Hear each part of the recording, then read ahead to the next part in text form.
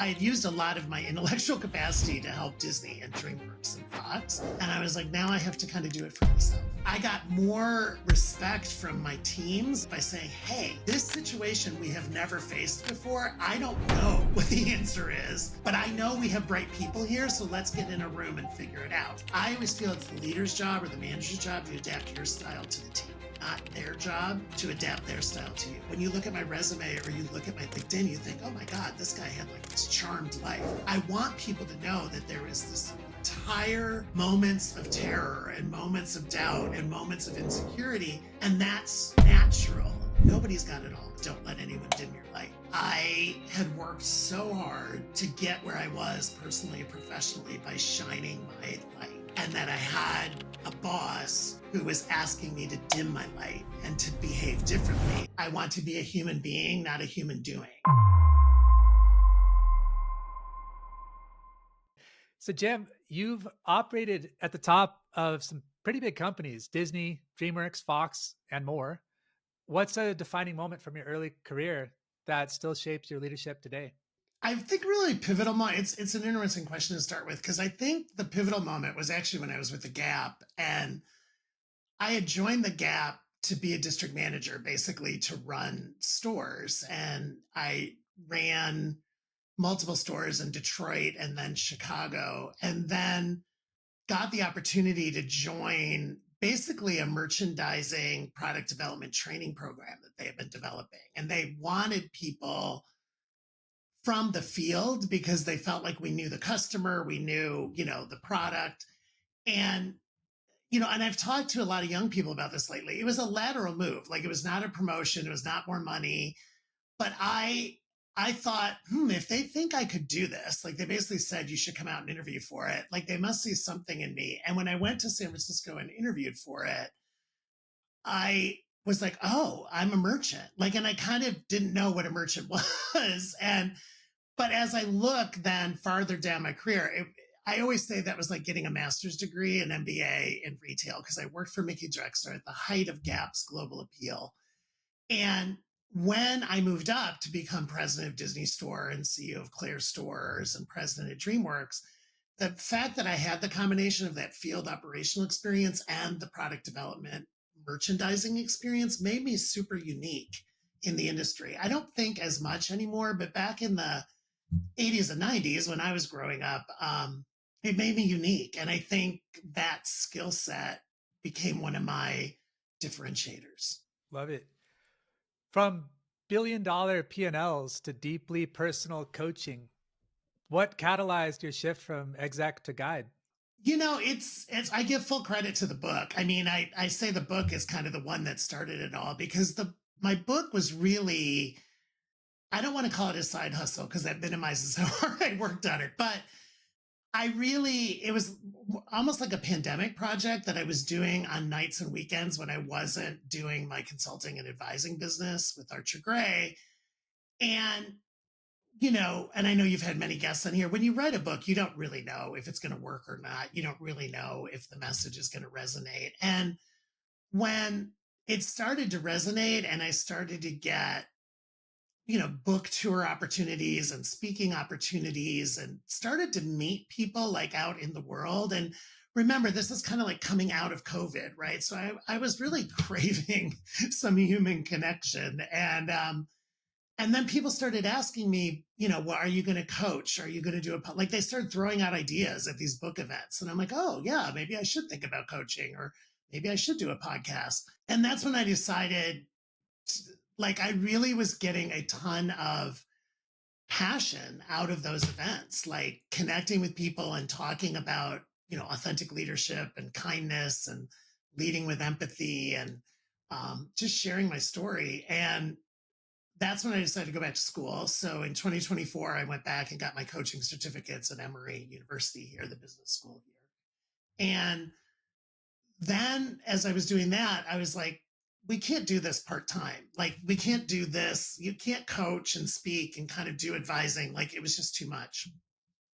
And so I had some long conversations with myself and my partner. And I said, I think I want to go solo. I think I want to, the basic decision was I want to work on building my brand and my community instead of building other people's brands. Not that I hadn't been successful at it and been rewarded for it. I'm not saying that at all, but I had used a lot of my intellectual capacity to help Disney and DreamWorks and Fox. And I was like, now I have to kind of do it for myself. But I also felt a need coming from the community, particularly the LGBTQ community. There was definitely a need. There's so much I want to dig into there, Jim. Ask away. I'm an open book. I'm an open book. I'll start with, because you mentioned your book that is titled All Pride, No Ego, which seems like a delicate line. Can you talk a little bit more on what does that look like in action and in real life? What does that look like? Listen, I mean, I love Becky that you picked up on that, because it is a very delicate line. It's like a tipping point. And I want to say that for 80% of its life, the book was called Moments of Truth. And what happened was my publisher kind of called me in a panic and said, a famous government official just published his book yesterday, and it's called Moments of Truth. And we can't use that title anymore. And I mean, the book was done. Like, the book was in third draft already. And we had a Zoom brainstorming session, and there was a panic to the Zoom session because of deadlines, right? And I was feeling that pressure. And then all of a sudden it came to me, and I give my editor credit, because she's like, when I went back and reread the book and I read the 10 lessons, and, there's so much vulnerability, there's so much humility in you. And it almost feels like this is a path to you finding yourself, And so we talked about, it really was a journey. And that's where the subtitle comes from, a journey to living and leading authentically. And so what it was about is, we all have ego. There's no doubt. It's about controlling the ego and knowing when to use the ego, because we all have ego. But for me, I think growing up gay and not really wanting to be gay and trying not to be gay for a while, it really is, the all pride part is about accepting myself fully for who I am and embracing that this is who I was meant to be, and I was doing what I was meant to do. And then learning how to manage the ego, because I was realizing at parts in my career, I was getting caught up in the title. I was getting caught up in the perks. I was getting caught up in the trappings that come with being in the C-suite at big companies like that. And I wasn't necessarily caught up in the passion of the job anymore. I was starting to become, one of my phrases is, I want to be a human being, not a human doing. And I was starting to feel a little robotic and a little formulaic. And I think that's really where the no ego part came. So I'm not advocating to anybody that you don't have ego or that there's no ego involved in your life. It's about controlling the ego is really where it comes from. Nice. I like that lean into the pride part, meaning multiple things at once. How has your experience, so I'm a fellow member of the LGBTQ plus group. I've not, and for me, I'm 32, so it was different. Yeah, by the time I came out, my parents went, yeah, fine. And it was a different experience. God bless. God bless. Yeah. Yeah. But so for me, it's not really ever influenced the way I think of the world or think of work. For you, how did your experience being a member of that community affect the way you see work and your working life? Yeah. Yeah. I mean, I just turned 60. So we have we have decades differences. And, for me, when I came out of college, calling myself bisexual, quite honestly, because I thought that was like easier to handle. I started my career in the closet. Like, I lived the double life, because I was actually told, and it was weird because I started in a retail training program, which you think of retail as a very kind of LGBTQ friendly industry.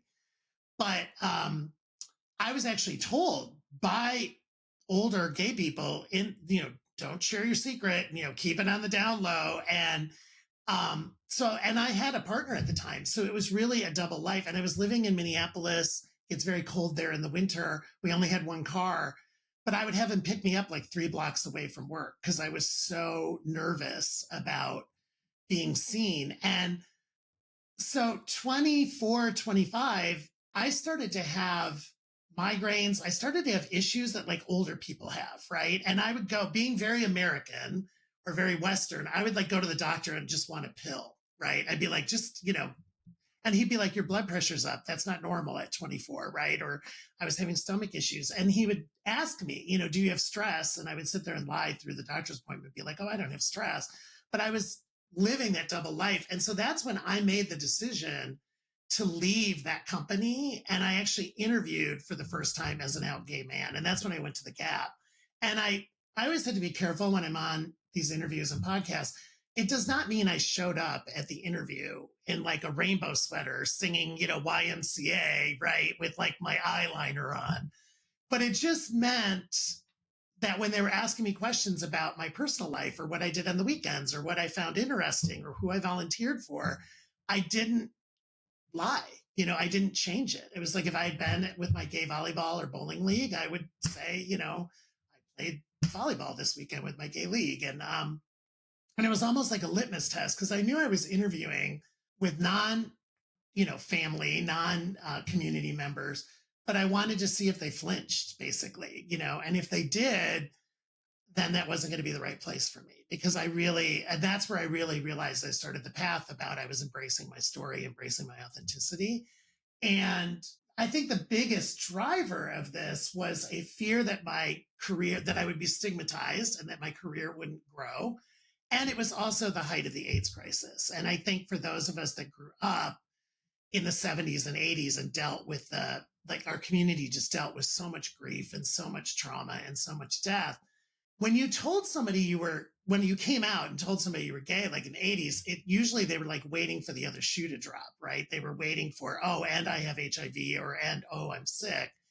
And that was a huge issue with my family. When I told my family, my mom handled it, my dad did not. As we fixed it after about a year of estrangement, a lot of his was fear and not having the right knowledge and assuming. And he also, in a very protective way, said, I was afraid you were going to ruin your career, right? Like that was very important to him. So I'm thankful that people in your generation, like, I'm not saying what we went through paved the way because I think everybody's story is different and it's all very personal. But I meet people all the time, like under 40, under 30, under 20. I do a lot of work even at high schools and college campuses. And like people will tell me, well, I told my parents when I was 14. And I'm like, it almost makes me want to cry, right? Because I'm like, I knew when I was 11, I didn't have the vocabulary. I didn't have the strength. I didn't have the support system. So I do think generationally it's very different. And I think that's why I'm working so hard now, because I feel a slipping back, particularly here in the United States, there's days I wake up and I'm like, are we in the 70s and 80s again? Like I feel like we made so much progress and now our community is under attack again. I mean, I know globally, but, particularly I feel it in the US. I have to say, the thing of paving the way, not speaking for an entire generation, but I'm very grateful that people 30 years ago, 20 years ago, 40 years ago were brave enough to be who they are in a world that didn't want them to be. For me, a very, very different situation. You mentioned about that starting your journey really towards authenticity so that your personal and work lives weren't a secret from each other, weren't separate from each other. How did that inform, or how has that informed the way that you coach people, the way that you help people realize their own authenticity? Yeah, I mean, I always tell people like, there's a lot of business development and kind of getting to know you in coaching, right? I mean, you meet with a lot of people, but you don't end up being the coach for them, right? But I'm a coach if someone wants to really kind of manage their IQ and their EQ, if that makes sense, right? I mean, I'm not saying I'm an EQ coach, but my theory is, first off, I can coach anybody because if you're a good coach, you're supposed to be able to coach anybody. But my theory of leadership and my theory of team building is really about creating physically and psychologically safe spaces for everyone to be their best selves, their most authentic selves. And that includes cisgender, heterosexual white men, right? I mean, everybody has a story, everybody has an authenticity, everybody has their own quirks and their own strengths and their own weaknesses. And I always felt as a leader, and I feel like as a coach, that's what I'm trying to help create. So, um, when I first started coaching, I think everybody assumed that I was going to be coaching LGBTQ only, or, maybe LGBTQ and women allies, like marginalized communities. My first 4 one-on-one clients were all like 40 and 50-year-old white men, straight white men, right? Because that they were more drawn to my C-suite experience, and they were more drawn to, but they also, they wanted to be more of themselves at work. They wanted to share their stories more, and they wanted, one of them had a child with special needs, one of them had an LGBTQ sister, right? I mean, and that's what I'm saying, every human being has a unique story, and that's and I have to say this all the time, Becky, I'm David. It's like, I was at Disney, like I was president of Disney Store, CEO of Claire's. I mean, Claire's had like 20,000 employees. It's not like all the employees were gay, right? Like, I was managing, quote, diversity. I mean, because to be an effective leader, to be an effective manager, I don't think you can only lead one group or lead one way.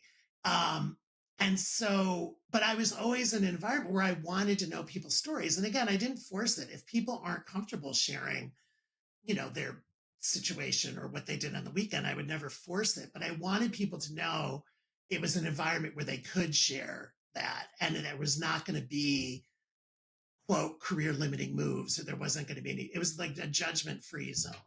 I really like your open-mindedness. I think that's great in a leader and just in a fellow human being. I'm straight, but I like the resilience and like navigating being an outsider. I lived in Asia for a while, recovering people pleaser. I've got my own quirks, of course, but I look at symbols in women and gay people and all over the place that things that I like, and I think we need true diversity. And we each bring something special. So I admire the fact that you navigated some pretty tough times. I mean, I've only seen that in TV shows and stuff, but some of the, time capsule sort of stuff that's very bigoted and prejudiced, and having to kind of have a stiff back and not retaliate, which is really tough. Finding that balance between overcorrection, yeah, because it's easy. Because then the pendulum just goes back and forth, back and forth. But if someone can just find that perfect balance, that bullseye, they can, I think, be a really powerful leader. Yeah, I mean, David, you're a perfect example of what I was just talking about. Is I love when you say recovered people pleaser, and Recovering. Yeah, recovery. Yeah, we all are, right? And when you were in Asia, because what you're talking about, and I talk a lot about this in my group trainings and my speaking, is we all know a time where you felt othered. I say that word, right? Where you felt different than whatever, right? Like, and a lot of times people will remember like when they went to high school as a freshman, or the first time they walked into like a common lunchroom and they didn't know where they were going to sit, right? And everybody turns and you're like, oh, where's my group, right? Where am I going to sit? Or to your case, being a white man in Asia, right? You were an other. And I think that's what I try to tap into in my coaching and my group training, is like, remember when you felt othered, because there's certain people, that's their reality every day, right? For some people, it might be occasionally they felt othered, right? But women in the corporate Fortune 500 boardrooms feel othered all the time, because they walk in and very often they're the only woman in the boardroom, or they're the one of 2 women in the boardroom. Black people feel different. I mean, that's the thing I say, they're always Black, right? They can't change the fact that they're Black. You can't change the fact that you're Latin. And I try to get people, especially in group training, to just think of those times when you were othered, because almost everybody was. And nobody really likes that feeling. I think there's a benefit though to being other sometimes. So my wife is Mexican and she lives here in the UK with me. And we spend time there, we spend time here. So we both have our experiences, I guess, of being other. But I feel like that otherness or that experience of otherness means that you're coming at the world in a slightly different way than the majority, say. And they've got something they can learn from you. You've got something you can learn from them. It's boring to be one of the majority all the time, right? And not be others. So I think sometimes it can be a really positive thing. It's how we manage it. Yeah, it is. I love it. And to me, that's a little bit of our superpower, right? I think that's a little bit of our special sauce, as I say, right? But I love that you said, Becky, you can learn from them and they can learn from you. And that's that sharing stories. But again, it's feeling proud enough and safe enough and vulnerable enough to share your story, right? And I love that because I think that's, not to get into history again, but the path to civil rights and social justice and the right to marry here in the United States was paved with stories. And we couldn't have got that without the help of allies, right? Because, of course, the LGBTQ community wanted equal representation and the right to marry, but depending on the percentage you use, 10 to 15% of the population identifies, right? There's no way the law would have changed if only 10 to 15% of the people wanted it. But when they did the polls back in 2013, 2014, it was 65% of Americans believed that the LGBTQ community should have equal rights and the right to marry. That was a lot of allies and straight people and things. So, and I think we only got there by sharing our stories. And as I say, representing, like being present at work, being present in volunteer work, being present in your community. So people are like, oh, wait a minute, I know a gay couple. They're not threatening me, right? They seem pretty normal. In fact, they're kind of boring, right? They're like, I say that all the time. My partner and I were like an old married couple. Like we're just, I think, yeah, exactly. I think a lot of our friends are straight couples because a lot of our issues are the same that they have, right? Oh, that one's driving me nuts and I'm the planner and he's always last minute, right? That's so common in just relationships. It doesn't matter gay, straight, or other. It's just common relationship stuff. I think it comes back to what David was saying as well about having the resilience, if you are othered, to not fight back in that certain way. So it's not, don't stand for yourself. Yes, do that. But like you said, if it's the minority, 10, 15%, or let's take men and women, that it's not a minority, it's about 50-50. Women would never have got their rights if there weren't some men that went, yeah, I agree with that. And you don't get men on your side if you fight them, right? It's the learning how to bridge the gap rather than create more of that divide. I can definitely see the temptation of wanting to fight and it be a fight as opposed to being a negotiation or a connection, maybe. Well, I love, God, this is going to be my favorite podcast ever. I love what you guys are saying because it takes more time, to your point, Becky, right?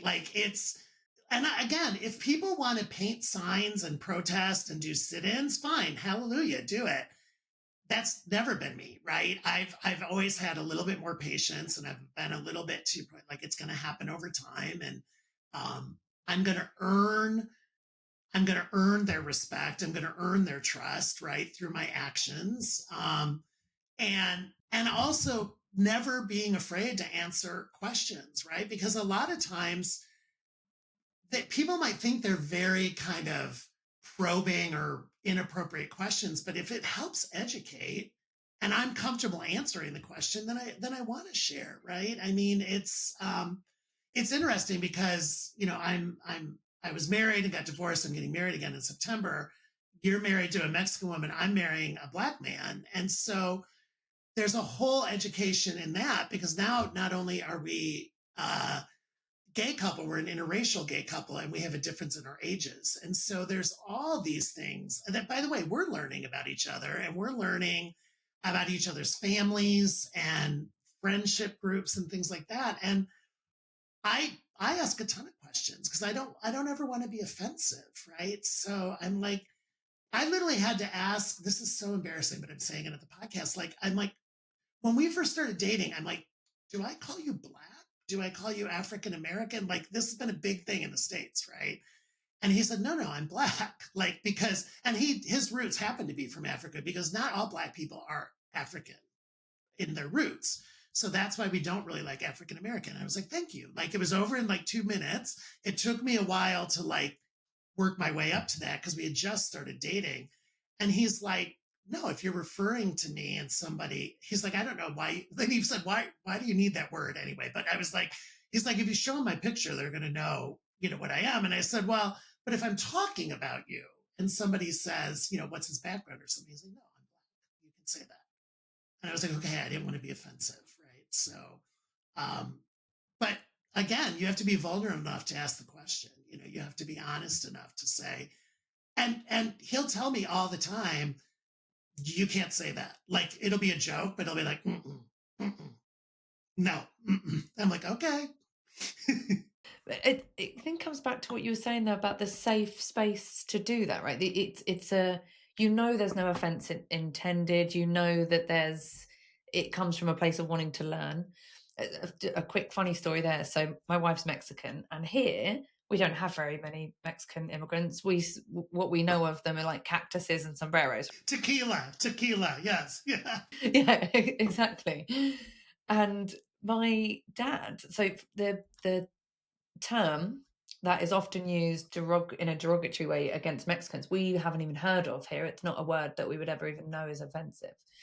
And my dad once said to her, you like beans, don't you? And he meant, you like beans, don't you? He meant that exactly as it is, the food.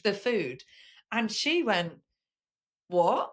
And I had to diffuse the situation. No, like that wasn't a slur. That was, means literally the words you just said. And but it was kind of banter between them, and now they have a little jokey thing between them, and they're really cute. They have the same coat and they go out together. It's fun. But you're right. I mean, but again, you had to create that environment. I mean, my mom, sadly, we're dealing with dementia, and so we have good days and bad days, right?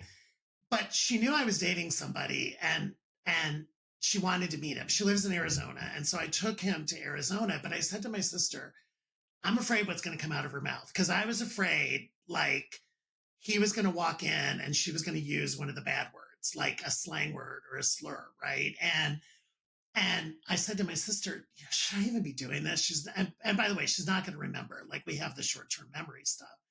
And I said to Joe, I said, just please remember, and thank God he's a doctor, but I'm like, remember, she has dementia. She's not a mean person, but I don't know. It could be a good day or a bad day. And he said, what do you think is going to happen? He said, what do you think the worst is going to happen? And I told him, and he said, okay, like, if that's the worst she's going to say, I've heard worse, right? And it went well, but I could see her eyes kind of, shoot wide open, when he walked in. But I mean, he was awesome with her and it was all lovely. But I was a wreck. I was a nervous wreck because I did not want him to be offended and I didn't want it to be awkward. Right. And so I was like back to the people pleasing, David. I was like over controlling the situation. I was trying to script it. And I had my nieces there and my sister. I had like all these buffers because I was like, I had just assumed it was going to go horribly. And like, so I prepared for the worst and it didn't. I think the how is as important, if not sometimes more important than the what. And I think where people pleasing becomes a problem is in managing self-image rather than having kindness for kindness sake. Um, and you mentioned storytelling and like the stories you tell others. I was also working with a coach recently, someone that actually Becky introduced me to, who was telling me about the stories we tell ourselves and how we kind of define things and how that orients our trajectory. You said that it's okay to not be okay and how that's a leadership superpower. Can you expand on what that means for today's execs navigating crisis and complexity? I think that I thought when I got to a certain level, I had to be a superhero, right? I had to be omnipotent and they would teach you, they'd coach you and say, you have to maintain calm and composure. And we'd use terms like executive presence, right? And resilience and, a calm demeanor. And you guys can kind of tell, like, I wear my emotions on my sleeve and my face.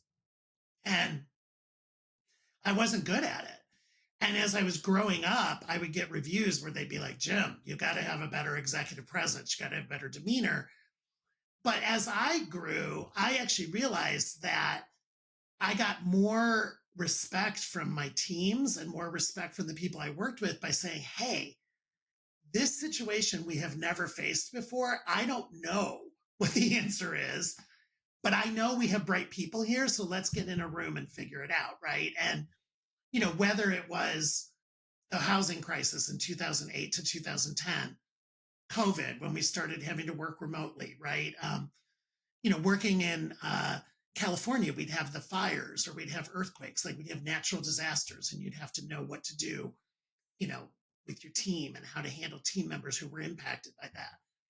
And so I always kind of employed a two heads are better than one attitude. And I would say to people, yes, I'm, quote, the boss, but do not expect me to sit in my office and like issue memorandum, right? Like I believe in collaboration. I believe in communication. I believe in working together. And I learned that by times coming in and owning my vulnerabilities and owning my quote weaknesses, I actually got more points with them, right? And I think the biggest lesson on that, and I talked about it in the book, I became the CEO of Claire's. So you think you're at the be all end all job, like you're the CEO of a $2 billion global company. In June, my dad passed away in November, totally unexpectedly. So I'm 5 months in as a new CEO. I lose my dad quickly, horribly. I'm the executor of the estate. I'm doing the eulogy. And oh, by the way, it's Christmas and it's retail. And I literally was like, and we were based in Chicago in the middle of the country. My family lived in Phoenix. I basically was camped in Phoenix for 2 weeks doing calls and, Zooms and all that kind of stuff. And I literally had to lean on my team. And I told them, I said, guys, I'm hurting right now. So I need you guys to pick up the ball and I will thank you for it. And I will do my best. I'm never going to let you guys down, but my family needs me right now. Right. And I need to take care of my mom and I need to take care of my sister and I need to take care of, my dad's estate. And, we all pulled together. Right. So again, but I think some leaders probably would have gone through that and not even, maybe they would have said, I'm taking some personal time, but I don't think they would have said what had actually happened. Right. And it's not that I was seeking sympathy or a pat on the back. I was seeking help. Like I was asking for help. Right. I believed in them, even though we'd only been together 5 or 6 months. I believed that as a team, we could get through it. And we did. We did. I think that they probably sensed your authenticity, which I think is a good North Star. At least that's what I tell myself. Because there's ways in which someone could use that, and it's a risk. And just play the stoic leader, taking some personal time. No one's the wiser. But I think that stoic leader misses out on this X factor that you've maybe benefited from throughout your career, where you're vulnerable. And the superpower is not what you can do yourself. It's what you can do with others.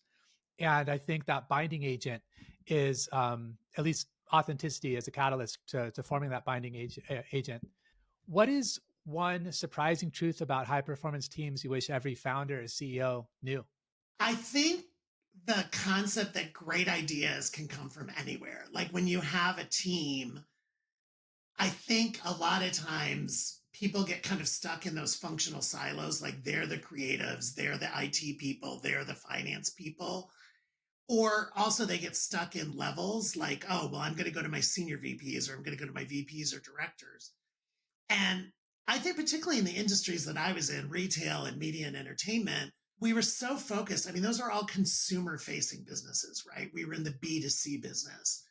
And your consumers are basically the team that you have around the table with you. And so I would always do, like, if we were doing brainstorming or we were, doing some like creative problem solving, I'd always make sure that I mixed up the team functionally and by level and even by tenure with the company, because I wanted, and I would go around the room and make everybody try to contribute in their own way, because I truly believe that great ideas could come from anywhere. And some of the best ideas, even at Fox, at my last quote, big corporate job, one of our best ideas we had came from a summer intern. And, he literally, I think, had been there 3 weeks. And I remember the meeting so clearly.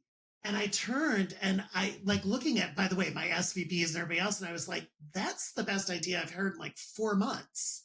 And we're going to run with that.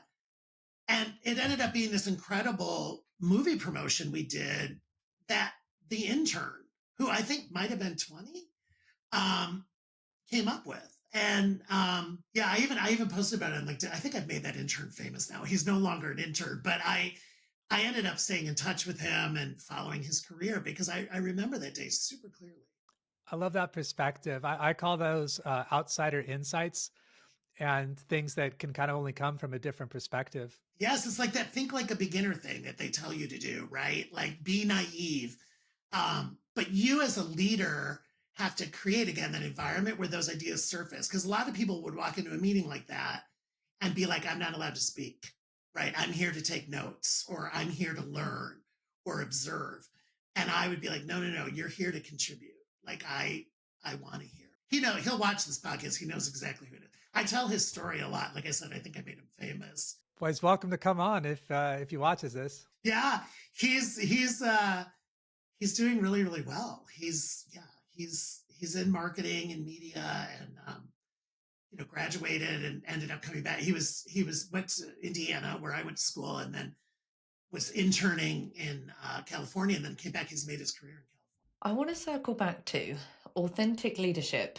Where is the balance between I'm the leader and I'm authentic, but other people might need different things from me, or they have different preferences? Where's the balance? Huge question. I'm so glad you asked. I call it, and there was literally a training on this, I think, in the 90s. I call it situational leadership, right? I call it, I do not think one size fits all and one rule fits all. And so, again, I think if you're managing a team of human beings, as you said, David, I love that.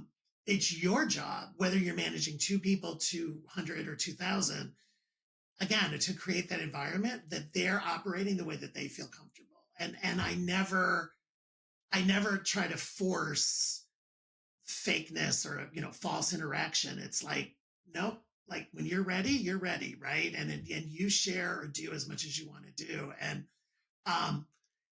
a lot of times younger people, younger even than you, Becky, will say to me, well, it sounds like you're saying there's times you can be inauthentic, right? I'll get challenged on that in some of my trainings. And I'll say, no. It's not about being inauthentic. It's about being respectful of other people's space and being respectful of other human beings. And again, one size does not fit all. I think part of the reason I'm successful and able to lead large teams is I respected cultural differences, geographical differences, language differences, upbringing differences. Like, again, I always feel it's the leader's job or the manager's job to adapt your style to the team, not their job to adapt their style to you, if that makes sense. I mean, there's always a corporate culture. There's always a team culture that you have to learn a little bit, especially in big corporates. But I also think it's our job as the leaders to adapt to them more than them adapt to us.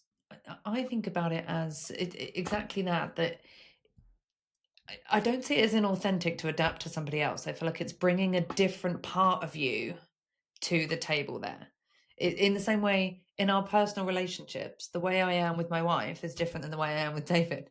But that doesn't mean that I'm fake in either one of those relationships. I'm just bringing a different part of me to what's most appropriate for that other person.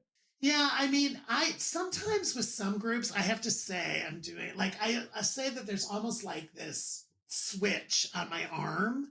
And it's like there's degrees of Jim and there's degrees of authenticity. And like I kind of read the situation or read the room and I think, okay, how far am I going to go? Right. Like I'm consciously thinking that. Right. But I think that's a sign of respect. Right. I also say, I was raised with the golden rule. My family raised me with some very clear morals and ethics, and the golden rule was one of them from a very early age. Do unto others as you would have done unto you, right? I treat people the way that I want to be treated, right? And again, I'm way oversimplifying because it's not easy, but I sometimes with some of even my coaching clients or my team coaching, I'll be like, God, you guys are overcomplicating it. You want like this 18-page manifesto of leadership, right? Or like this multi-part video series. At the end of the day, treat people the way you want to be treated. What kind of work environment do you want to work in? Do you want to work in a work environment where you're scared all the time and you can't share ideas and you feel not trusted and you feel that respected? Most people say no, right? Okay, well then don't create that environment for your team. I mean, to me, that's, golden rule leadership. And again, I know it's not as easy as I'm making it, but I do try sometimes in my trainings and coaching just to cut through the clutter and get to the simple of back to, David treat each other like human beings, treat each other with just a modicum of respect and kindness. It goes a long way. Agreed. You've coached leaders from Fortune 500 companies to founders at the edge. Can you tell us of any patterns you see when someone is at a true inflection point? Well, David, you kind of brought it up earlier and we didn't really go into it. So I think this is a perfect question I think the commonality is everyone has internal self-talk and insecurities and doubts that they need to learn how to manage, right? I think there's a lot of people who on the surface will appear to be in control and be calm and got it all together. And then when you really get them into a one-on-one coaching situation, you find out that they're negative, their self-talk is so negative, right? Or their insecurities are really just below the surface, like they're just there. And I think, again, that's because we're these incredibly complex and unique and differentiated humans, right? We're these organisms that have so many emotions and we have something like 50,000 thoughts a day. Like, think about that, right? Like, our brains are these incredible supercomputers. And a lot of those thoughts are negative, and a lot of those thoughts are not positive. And I think that's the commonality I find between, coaching a Fortune 500 CEO and then coaching a 25 something founder of a e-com startup. It's accepting that and learning how to work with that inner voice, because we all have it.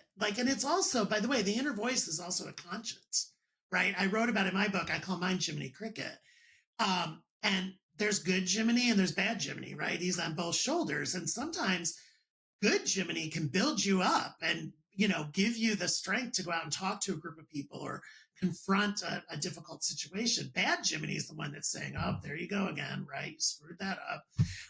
And you have to learn how to handle all those Jiminy's. And I needed to give mine I needed to give him almost like a persona, right? Like I needed, it's conscience, it's inner voice, it's your inner saboteur. There's lots of different names for it. I just had to name mine.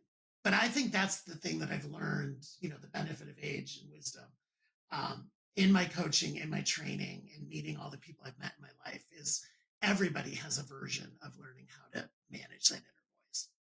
The operative word for me is balance. That's what I'm trying to strive toward. It's talking to Becky a little earlier today about exposing yourself to situations where you can learn and grow, and also knowing when to extricate yourself when it's unhelpful or unhealthy. And so it's a difficult balance. And sometimes it's seasonal. Sometimes there's many variables, but I think just being open to the concept of balance helps me kind of navigate that. I love that, Dan. I think that's so important for your viewers and your listeners, because sometimes you're just also having a bad day, right? Sometimes you're just, you don't know why, like the old, woke up on the wrong side of the bed. Like it's not a good day. And I still, there's days where I wake up even as a solopreneur and I'm like, oh, I just don't, like I'll move things around if stuff is movable, because I'm like, I just am not at my peak today, Tomorrow I'll do double, but today I'm not at my peak. And that's also okay. I think that also comes I love what you're saying. I mean, I always talk about being a lifelong learner and staying constantly curious. a lot of it is about staying constantly curious about yourself and acknowledging that you are going to change and you are going to grow, and that all of our experiences and all the work we do changes us. Like, I, by far, am not the same person I was 5 years ago or 10 years ago, or for sure 30 years ago. I mean, there's a core, but it's different. The cool thing about that too is you're part of the environment. So by you changing, you're literally entering a different world. I never want to be done. I say that all the time, right? Like, people, the funniest thing is now that I'm doing this, and some people will come up to me and say, "How's retirement?" And I'm like, "What?" Like, I'm like, it's like, "Ooh, I'm not retired." Like, I shifted gears, but people think because I'm not doing the big corporate jobs anymore, that must mean I'm retired, right? And I'm like, no, no, no, that R word, I don't like that word. But I changed gears. I'm working differently, right? But it, but I'm learning about myself on this journey now too.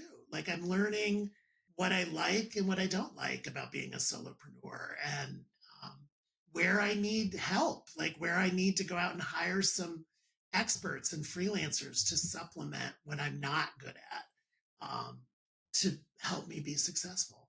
Like, that's all new learning. What's the most exciting shift you see in leadership, culture, or brand development over the next decade or 5 years, if that's easier?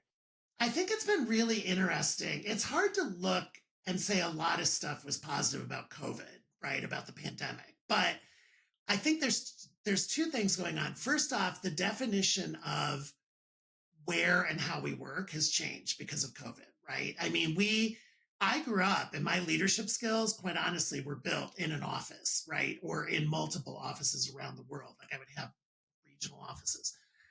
But for the most part, you were seeing your team 4 or 5 days a week. And if you wanted to pull everybody together, you would just say, like, "Hey, meet in the conference room at 2 o'clock," and you'd have a meeting in person. A lot of my skills were very like in real life, right? So I think one of the good things about leadership and people management and development is we've learned new tools. We've learned how to manage hybrid. We've learned how to manage remote.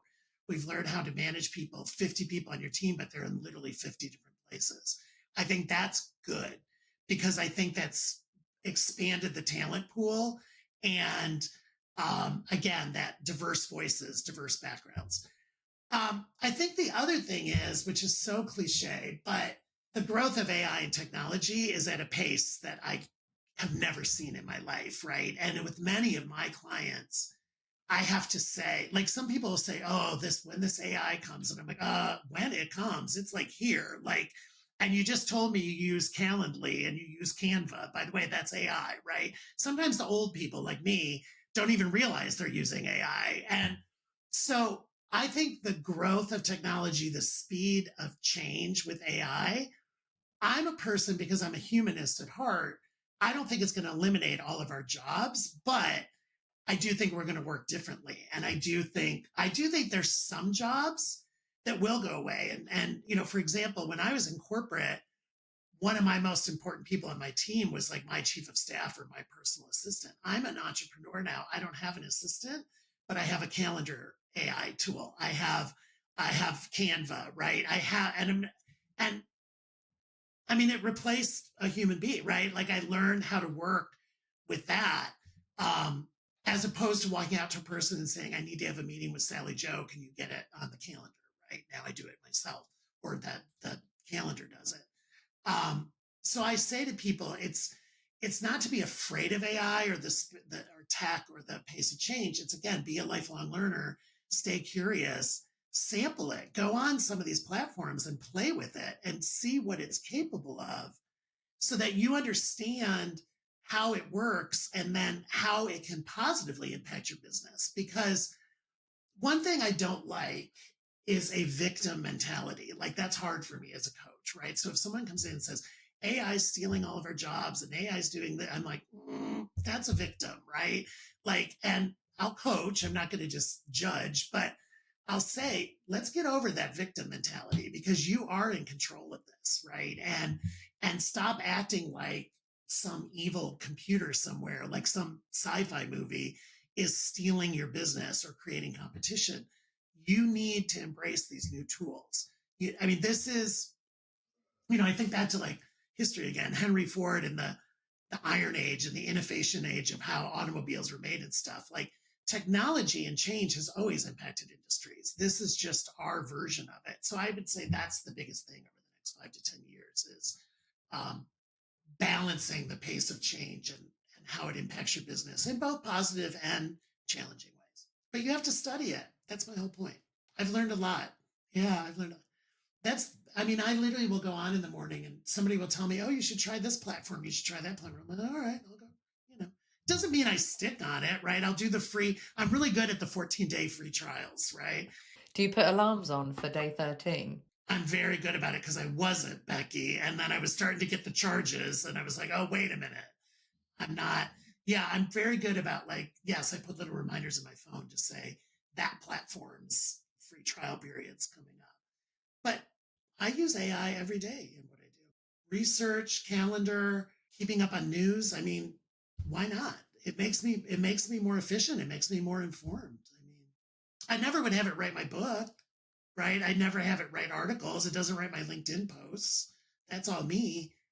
But if I want to research, the history of the gay rights movement, heck yes, I'll go and use that because it would take me hours to do that. Instead I can go in and say, tell me the 10 most important things that happened in the gay rights movement in the United States from 1950 till today. And you guys know it's like instant then. And you're like, oh, it's knowledge. To me, it's knowledge. It's a differentiating skill set, I think, nowadays to be able to use it. Yeah. And I think, again, as leaders or managers, it's again, don't be threatened by it. Learn how to use it. Study it. And it's one of the things I said. I was on a podcast a couple of weeks ago and they loved, somehow they just picked up on this. But I used to say to people, even like my HR teams and my recruiting teams, put some people in the interviewing that are going to scare me. And I meant scare me in a good way, right?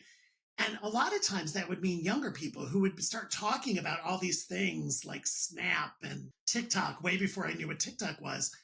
But I wanted that because, again, they were the consumers, right? And so I would say, bring me someone that's going to scare me. Love that. Is there a lesson you had to learn the hard way, but wouldn't trade for anything? Yeah, I mean, it's why I left Disney. I left my favorite job ever was president of Disney Store.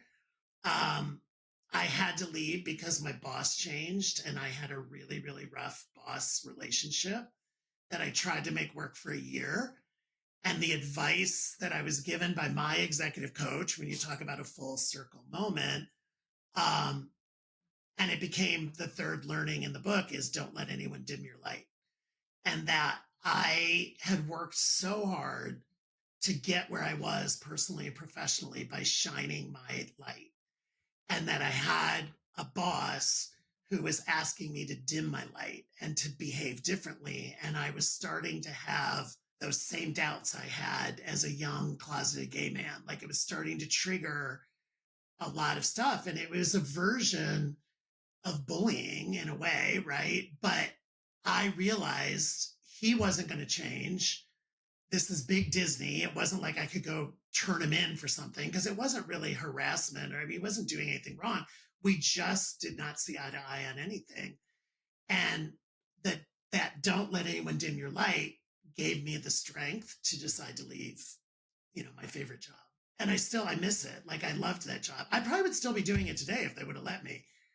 But I also don't think I'd be doing today what I'm doing if I hadn't left when I left. Yeah, it's tough to remove all the unpleasant experiences because they're so formative in making you who you are. Yeah, I mean, a lot of my inner talk, back to my Jiminy Cricket, is I have to look at myself in the mirror a couple times a week and say, you are exactly where you're meant to be, and what's happening is exactly what's meant to be happening, right? I think especially with what's going on, with the government, with some of the political situations, with tariffs, all these things, I have to kind of be like, everything happens for a reason. And you cannot control it all, Jim, but you can control your reactions to it. I say something very similar. You can't control the times that you're born in, but you can choose how you show up to them. Yes, exactly. And I think that's my inner talk I have to do to myself when I have moments of doubt or moments of insecurity or I feel like I need more coaching clients or whatever, right? And I'll be like, nope, you're right where you're supposed to be. Like, trust the process, trust the atmosphere, trust the cosmos. I say the same thing. It's like I was talking to a mirror right now. Yeah, you have like, and I learned that in my 50s. And why I wrote about it in the book is I want people to learn it in their 20s and 30s. It would have saved me a lot of angst. It would have saved me probably some therapy money. But I mean, I love, like, I have 22 and 25-year-old nieces. I just spend a lot of time with them. And I just love how self-aware and calm they are. And I turned to my sister, they're her children, and I said, we were not like that at 25 and 22. And she's like, oh yeah, I know. Like, and it's not that they're arrogant, but they're just confident. They know themselves. They know the path they want to be on. They know where they want to live. They're just so clear. And I said to her and my brother-in-law, I'm like, congratulations. I don't know how you did it. And if I played any part of it, like, I will take my own congratulations. But you've really created these two fascinating young women who I think are going to make a big difference in the world in their own way. And they're happier than my sister and I were both very angsty at that age. They're happier. They're more, they're calmer. I think with the human species, life, consciousness, it's like a tree. So we tend to look at like the leaf, like, oh, I wish I was like that leaf, but it's like we're part of that leaf happening. It's like a constant. Um, so I, for one, appreciate your angst. Sorry that you had to go through that, but I think, it makes for that beautiful leaf or flower or whatever analogy you like. Yeah, it's my mosaic, right? I mean, I often say, human beings are like snowflakes. We're all unique. We're all different. And I've loved the last 5 years kind of falling in love with my own snowflake again, and figuring out that this is what I was meant to do. Like, because I think if you would have met me 7 years ago and asked, are you going to have a book? Are you going to have a podcast? Are you going to go on speaking tour? I would be like, what?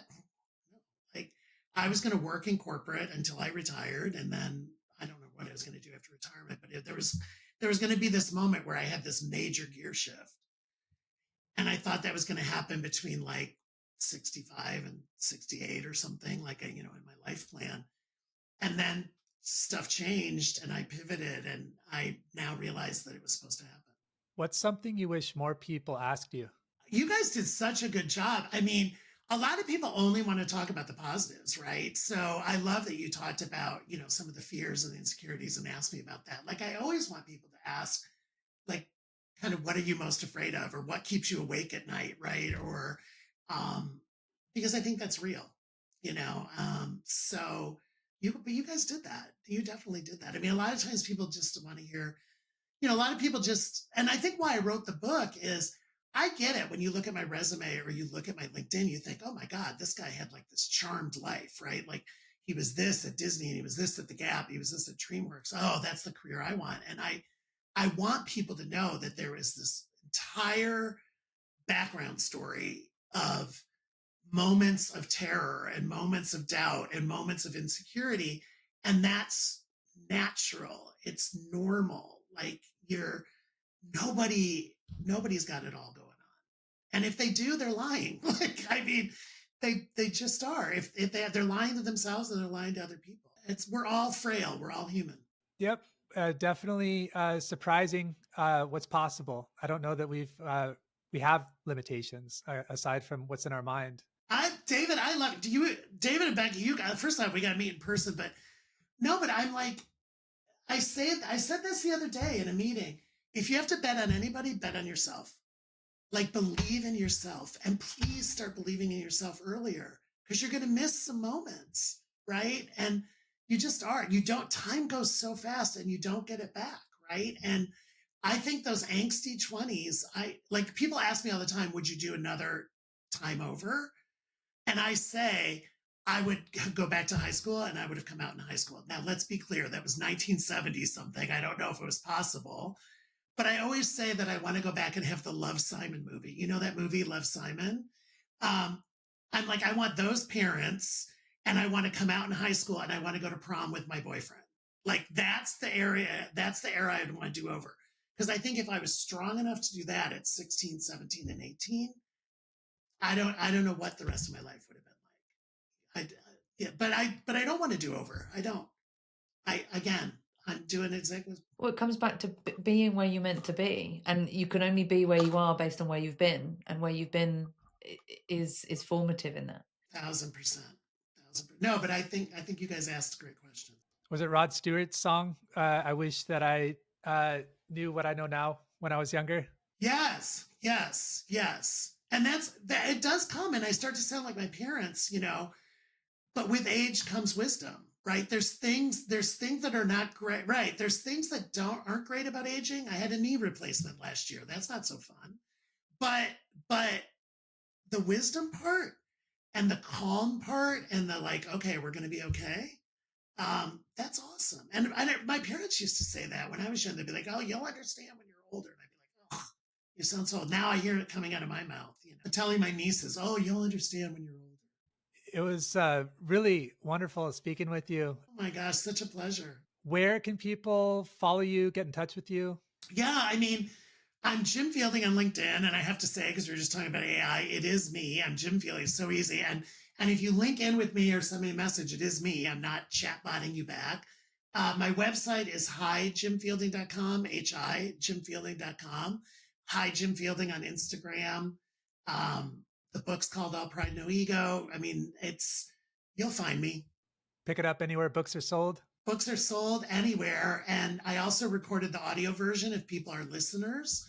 I've had a lot of people say it takes, I think it's a 7-hour recording, but they'll do it on their commutes, like on the tube or, in their car. And it's like we're having a conversation. So love it. I'm findable. Your accent made me think of that, but I try to be a global citizen. We all do. I think that's a nice aspiration. Well, thanks, Jim. It was a pleasure speaking with you. Thank you. Total pleasure. Have a great day.